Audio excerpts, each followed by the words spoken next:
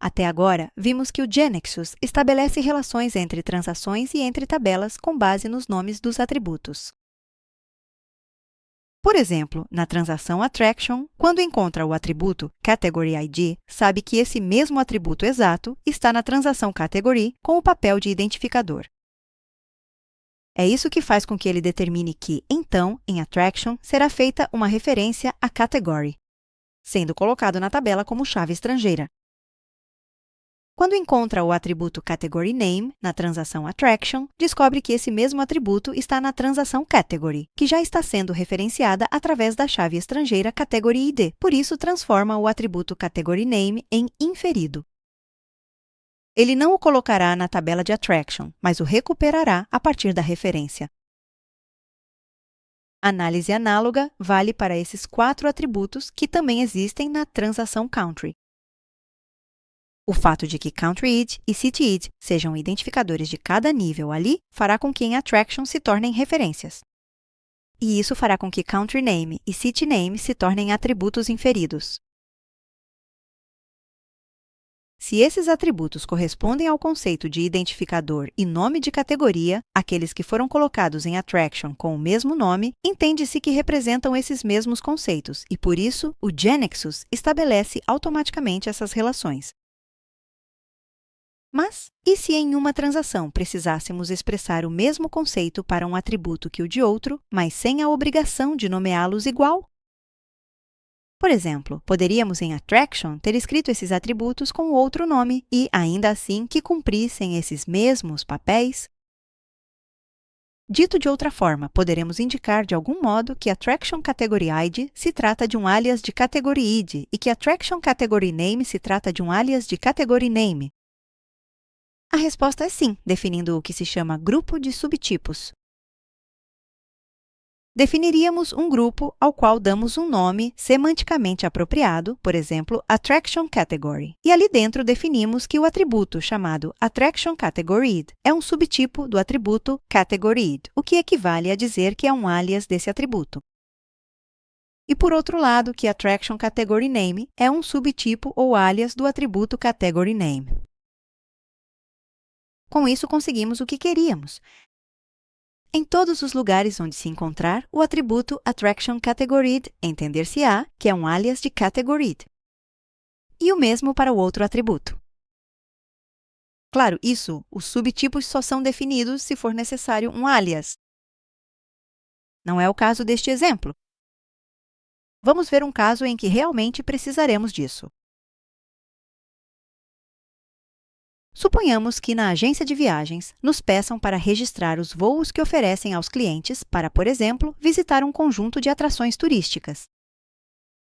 Para cada voo, é necessário registrar o aeroporto de onde parte, assim como o aeroporto para o qual o voo chega. Surgem, então, 2 novas entidades, uma que representa cada aeroporto e outra que representa cada voo, que estarão relacionadas. De cada aeroporto, registraremos seu nome, país e cidade. Dessa transação, claramente, o GeneXus obterá esta tabela, onde Country ID e City ID serão, juntas, uma chave estrangeira para a tabela Country City. Até aqui, nada de novo. Vamos ao GeneXus e então criamos um novo objeto transação chamado Airport e no source escrevemos diretamente os nomes dos atributos e deixamos que o GeneXus infira seus tipos de dados. Gravamos e vemos a estrutura exatamente como esperávamos. Agora queremos representar os voos. Que informação precisaremos registrar? A princípio, apenas seu identificador, o aeroporto de onde o voo parte e o aeroporto para onde chega. Aqui já começa a aparecer o problema. Claramente, um voo deverá referenciar a entidade aeroporto 2 vezes. O aeroporto de partida irá referenciar um item daqui, ou seja, um aeroporto, e o de chegada a outro, que inclusive depois vamos querer controlar para que seja diferente do primeiro. Se do voo só fosse necessário registrar, por exemplo, o aeroporto de partida, por que não nos interessasse em nada o aeroporto de chegada? Então seria muito simples. Faríamos o de sempre. colocaríamos em Flight o atributo Airport ID, que será uma chave estrangeira para a tabela Airport, e, portanto, Airport Name será um atributo inferido. Mas no nosso caso, precisamos do outro aeroporto também. O problema é que o GNexus não nos permitirá inserir o mesmo atributo duas vezes em uma transação. E mesmo que permitisse, como diferenciaríamos um do outro, por exemplo, para controlar que sejam diferentes? O problema que temos aqui é uma ambiguidade em Flight. Um dos aeroportos cumpre um papel, o de ser o aeroporto de partida, e o outro cumpre outro papel, o de ser o aeroporto de chegada. Portanto, para individualizá-los, deveríamos mudar o nome dos atributos. Por exemplo, Flight Departure Airport ID para o Airport ID de partida e Flight Departure Airport Name para o nome do aeroporto inferido. Como vimos antes, para que com nomes diferentes continuem correspondendo ao conceito de aeroporto, teremos que criar um grupo de subtipos que os definam conjuntamente como ID e nome de aeroporto, respectivamente. Caso contrário, não terão qualquer relação com os aeroportos. Vamos começar fazendo isso no GNexus. Acreditamos na transação de voos. Vamos inserir o Flight ID como identificador e, em seguida, o atributo será o alias do Airport ID, que corresponderá ao aeroporto de partida. Pressionamos um ponto para iniciar com o voo e, em seguida, o nome continua com o ID do aeroporto de partida. Então, aquele que acabará sendo um pseudônimo de Airport Name. Ponto nome do aeroporto de partida. Vamos tentar gravar agora antes de completar a estrutura com o que está faltando. Vemos que, por padrão, foi colocado Flight Departure Airport ID como atributo descritivo, ou seja, aquele que melhor descreve cada item. Mais adiante, vamos trocá-lo por outro. Por enquanto, esses dois atributos não são alias de nenhum outro, porque não os definimos como subtipos dos de Airport em um grupo. Embora o nome termine igual aos atributos dos quais serão alias, isso não significa nada para o GNexus. Para o GNexus, tanto faz esse atributo se chamar Flight Departure Airport ID quanto se chamar X. É exatamente a mesma coisa. Até que digamos que é um alias de Airport ID, nenhuma relação será estabelecida. Para garantir que o que estamos dizendo está correto, vamos criar um diagrama das tabelas Airport e Flight. Vemos que não há nenhuma seta relacionando as duas. Vamos salvar o diagrama, porque vamos revê-lo quando tivermos estabelecido a relação. Por enquanto, vamos fechá-lo. Vamos criar o primeiro grupo de subtipos manualmente. Então, criamos um novo objeto do tipo Subtype Group, que chamaremos assim.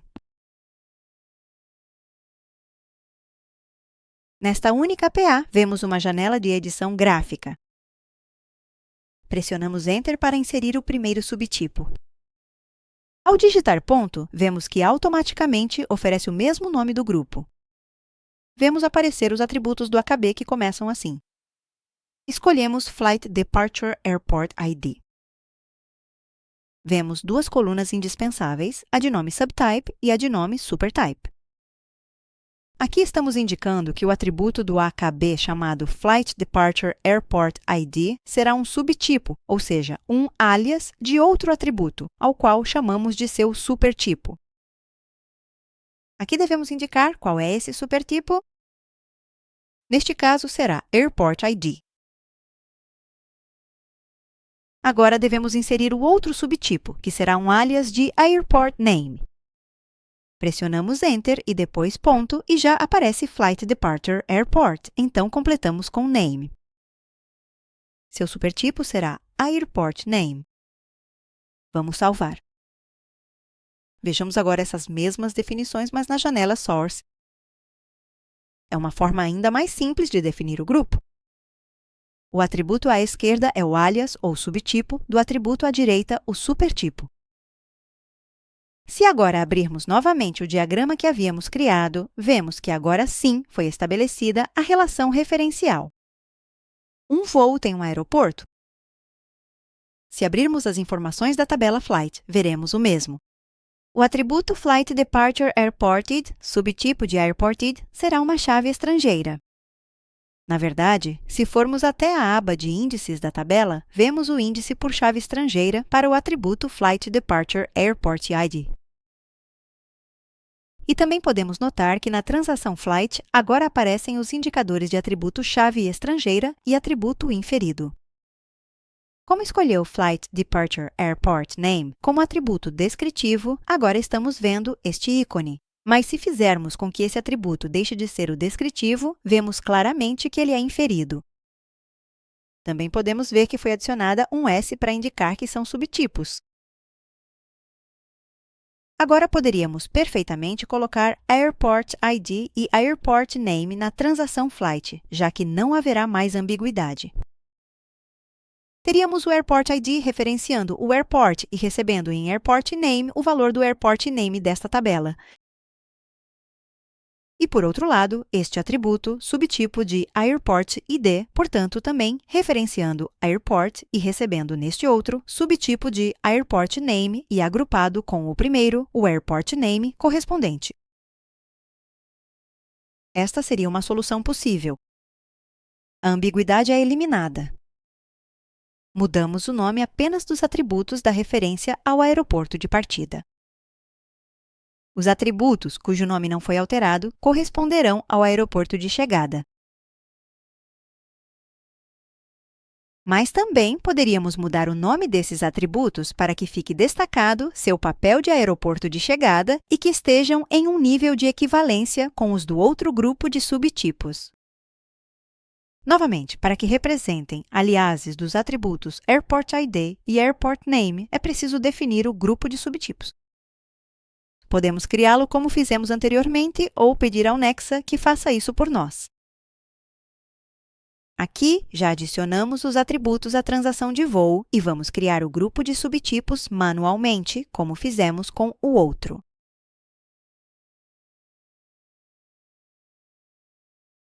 Mas escrevendo diretamente para a fonte.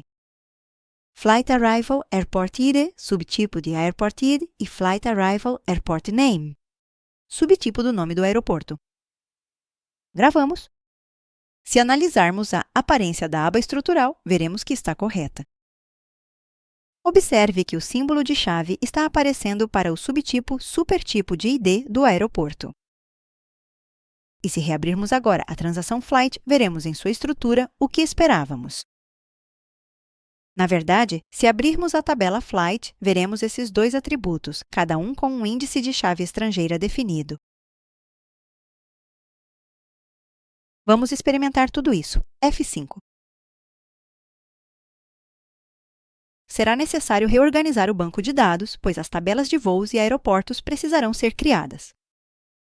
Aeroporto com esses 4 atributos e voar com esses 3. Concordamos, então clicamos em Reorganizar. Assim que eu terminar, vamos começar criando aeroportos. Vamos entrar no aeroporto de Guarulhos, no Brasil, na cidade de São Paulo. Confirmamos. Agora vamos fazer o check-in no aeroporto Charles de Gaulle. Selecionamos a França e a cidade de Paris. Confirmamos. Vamos agora prosseguir com o check-in do voo. Executamos a transação de voo. O ID é autonumerado, então deixamos em 0. E já vemos que aqui precisamos informar um ID do aeroporto. O rótulo não está nos indicando que se trata do aeroporto de partida, então teremos que esclarecer isso. Vemos que, por ser uma chave estrangeira, aparece o clássico botão para abrir a lista de seleção, caso não lembremos de cabeça o ID que queremos. Escolheremos Guarulhos como aeroporto de partida e aqui está o aeroporto de chegada. Será Charlotte de Gaulle. Confirmamos. Vemos o voo inserido com o ID 1. Agora vamos ao GeneXus para alterar os rótulos desses 4 controles, de forma que a função de cada um seja indicada. Se acessarmos o layout da transação na GNexus e nos posicionarmos no campo do primeiro aeroporto, veremos que a propriedade Label Caption indica que seu valor é obtido da propriedade de título contextual do atributo ao qual este controle corresponde. Então, vamos procurá-lo entre as propriedades do atributo, a qual temos acesso, por exemplo, pesquisando-a na estrutura. Aqui está. Vamos adicionar a partida. Fazemos o mesmo com o nome. E a esses dois, vamos adicionar Arrival. Se agora acessarmos o layout da web, veremos que os rótulos de fato mudaram. Vamos pedir para executar novamente. F5. Agora vamos fazer o check-in para outro voo. Agora está muito claro para cada campo se é o aeroporto de partida ou de chegada. Vamos tentar digitar aeroporto 15 como destino de partida. Uma mensagem de erro é exibida informando que este aeroporto não existe. Está sendo controlada a consistência dos dados e, além disso, como já vimos, é oferecida a lista de seleção. Ou seja, o fato de aqui estar o aeroporto de partida ser um subtipo de Airport ID em vez de Airport ID não faz nenhuma diferença na hora de atribuir o papel de chave estrangeira. Ele se comportará exatamente igual como se fosse um Airport ID. E essa é justamente a ideia. Ao definir subtipos, conseguimos fazer com que nomes de atributos diferentes correspondam ao mesmo conceito. Para este outro, valerá o mesmo. Poderíamos colocar o mesmo aeroporto de chegada que o de partida para o voo? Sim, é uma regra do nosso negócio que isso não deveria acontecer, por isso deveríamos tê-la especificado na transação caso quiséssemos que fosse controlada. Em outras palavras, adicionaríamos esta regra de erro. E agora, se tentarmos reservar o voo com o mesmo aeroporto, já não nos permite efetuar a reserva. Vamos alterar o aeroporto de chegada para este voo 2 pelo Guarulhos. Agora sim poderemos gravar. Neste exemplo, em Flight, em relação ao aeroporto de partida, só precisamos inferir o seu nome, e por isso definimos este alias de Airport Name no grupo de subtipos, que é o que colocamos na estrutura da transação Flight, onde será inferido. O grupo obriga a, aleatoriamente, tem que ter um atributo, o subtipo de Airport ID, que é o primário, o que será a referência de airport. Depois, dependerá de quais atributos queremos inferir dessa referência, os que devemos adicionar ao grupo. Por exemplo, se quisermos inferir também o nome do país e da cidade do aeroporto de partida para mostrá-los ao usuário na tela, teremos que fazer o mesmo que fizemos para Airport Name, ou seja, adicionar subtipos de cada um ao grupo de subtipos. Vamos fazer isso no GNexus. Vamos abrir o grupo de subtipos correspondente ao aeroporto de partida e definir um novo atributo, Flight Departure Country ID, que até agora não existia na base de conhecimento. Será um subtipo do atributo Country ID. O mesmo vale para os demais atributos que queremos usar no Flight. Nome do país de partida do voo. Flight Departure City ID e Flight Departure City Name. Nós gravamos. Esses novos atributos já existem na base de conhecimento, embora ainda não estejam em nenhuma transação. Então, vamos adicioná-los à estrutura de voo no local onde queremos que eles apareçam.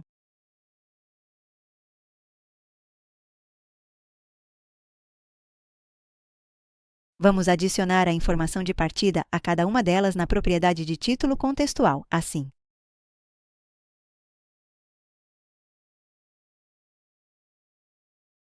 Podemos observar isso nos rótulos. Vamos roubar isso. F5. Podemos ver que todos os dados do aeroporto de partida aparecem. O atributo que será a chave estrangeira é este, Flight Departure Airport ID, subtipo de Airport ID. E todos esses outros são inferidos a partir dele.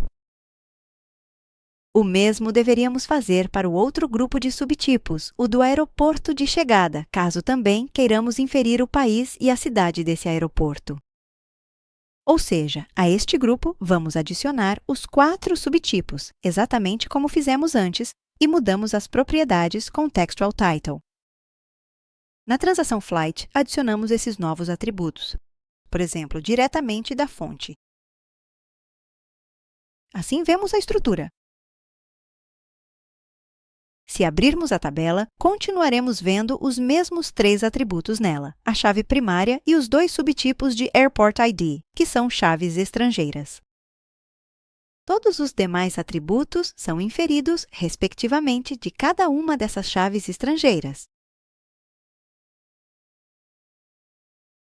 Vimos, então, um caso em que é necessária uma dupla referência de uma entidade para outra com 2 papéis distintos. Por isso, precisamos mudar o nome dessas referências. Isso fez com que tivéssemos que definir um grupo de subtipos para cada uma dessas 2 referências, necessariamente com um subtipo do atributo chave primária da entidade referenciada, no nosso caso, Airport ID. E, opcionalmente, atributos subtipos dos quais quiséssemos inferir da entidade referenciada. Aqui, somente Airport Name, mas como acabamos de ver, poderiam ser todos os demais ou alguns deles. Estritamente falando, não era necessário mudar os nomes das 2 referências. Poderíamos ter mudado apenas o de uma delas. Por exemplo, o da primeira, mas não o da segunda. Ou vice-versa.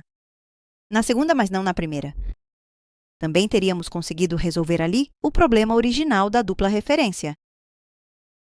Se, neste caso, optamos pela solução em que definimos aliases para ambas as referências, é porque assim os 2 papéis ficam bem identificados e nenhum tem mais peso semântico que o outro. Mas as outras também eram soluções válidas e mais econômicas, já que adicionamos apenas um grupo de subtipos. Existem muitos outros casos em que é necessário definir um alias para um atributo. O que analisamos é um caso particular de um mais geral, onde temos várias referências de uma tabela para outra, que podem ser intermediadas por outras tabelas, como vemos neste esquema. Se de uma tabela temos 2 caminhos distintos para chegar a outra, então estamos diante de um desses casos. Outro caso é o de autorreferência, uma tabela que se referencia a si mesma. Por exemplo, se para uma entidade de empregado, precisamos colocar uma referência ao chefe, que também é um empregado. Outro caso é o de especialização de uma entidade em entidades mais específicas. Aqui os deixamos apenas mencionados porque os estudaremos em cursos mais avançados.